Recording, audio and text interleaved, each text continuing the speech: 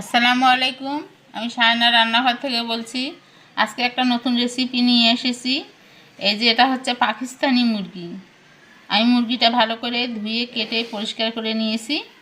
এটা আজকে রান্না করব এই যে মুসুরের ডাল দিয়ে। দেখেন কতটুকু ডাল নিয়েছি। মুরগিটা আছে আমার 500 গ্রাম। তার জন্য এখানে আমি ছোটো কাপের 1 কাপ ডাল ভিজিয়ে রেখেছিলাম আগে। এখন ধুয়ে টুয়ে পরিষ্কার করে এই যে এতটুকু পরিমাণ পানি দিয়েছি, দেখতে পাচ্ছেন পানিটা কতটুকু দিয়েছি। এখন এটা চুলায় বসিয়ে দিতে হবে ডালটা আগে। তো চলেন চুলায় চলে যাই। আমি চুলায় বসিয়ে দিয়েছি। জালটা একদম লো করে দিবেন, দিয়ে মাঝে মাঝে একটু নেড়ে দিবেন। পানিটা শুকানো পর্যন্ত অপেক্ষা করতে হবে। এদিকে ডালটা বসিয়ে দিয়েছি অন্য চুলায়, আর এক চুলায় আমি বসিয়ে দিয়েছি একটা প্যান। দিয়ে দিচ্ছি পরিমাণ মতন সাদা তেল।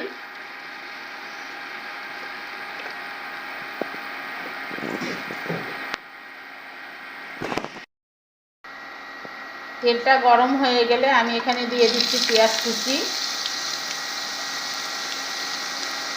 পেঁয়াজটাকে আমি একটু ব্রাউন কালার করে ভেজে নিব। তো ব্রাউন কালার করে ভেজে নিয়ে ফিরে আসছি। আমার পেঁয়াজটা দেখেন ব্রাউন কালার হয়ে গেছে। এখন এই অবস্থায় আমি চুলাটা কিন্তু বন্ধ করে দিয়েছি, যাতে মশলা পুড়ে না যায়।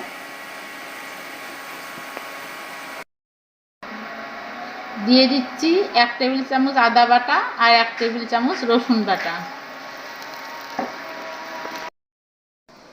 দিয়ে দিচ্ছি পরিমাণ মতো লবণ। লবণটা আমি পরিমাণ মতো দিচ্ছি, কারণ মুরগি আমার কতটুকু, ডাল কতটুকু সেই পরিমাণে লবণটা দিলাম। হলুদের গুঁড়াটা সেই পরিমাণে দিয়ে দিলাম। আর ঝালটা আপনারা আপনাদের মতো করে দিবেন, আমি আমার মতো করে দিয়ে দিলাম। জিরার গুঁড়া দিয়ে দিলাম এখানে 1/2 চা চামচ। গরম মশলার গুঁড়া দিয়ে দিচ্ছি 1/2 চা চামচ। ধনিয়া গুঁড়া দিয়ে দিচ্ছি 1/2 চা চামচ। এখন এখানে অ্যাড করব মুরগির মাংসটা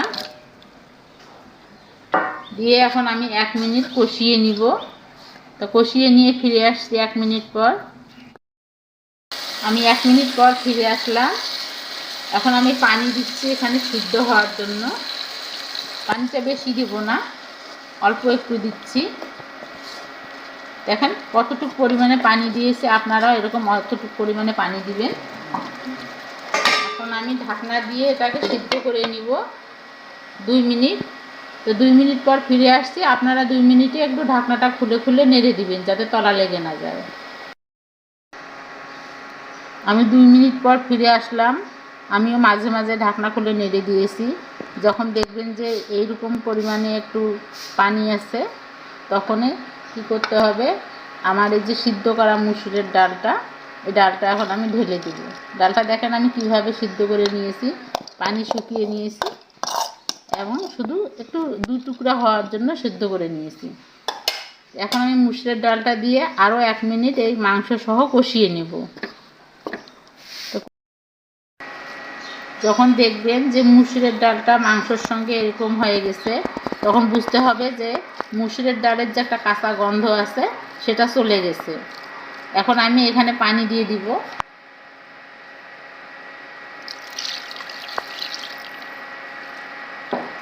ডালটাও সিদ্ধ হয়ে গেছে, মুরগিও সিদ্ধ হয়ে গেছে, তাই আমি একটু পরিমাণ মতন পানি দিলাম।